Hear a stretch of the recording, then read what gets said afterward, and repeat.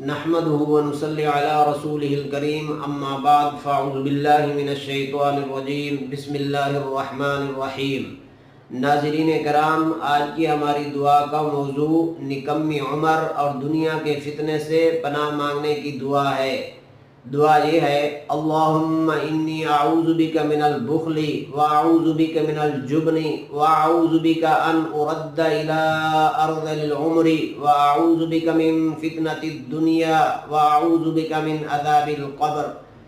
دعا کا ترجمہ ہے: اے اللہ، میں بخل سے آپ کی پناہ چاہتا ہوں اور بزدلی سے آپ کی پناہ چاہتا ہوں اور نکمی عمر کی طرف لوٹنے سے آپ کی پناہ چاہتا ہوں، دنیا کے فتنے سے آپ کی پناہ چاہتا ہوں اور عذاب قبر سے آپ کی پناہ چاہتا ہوں۔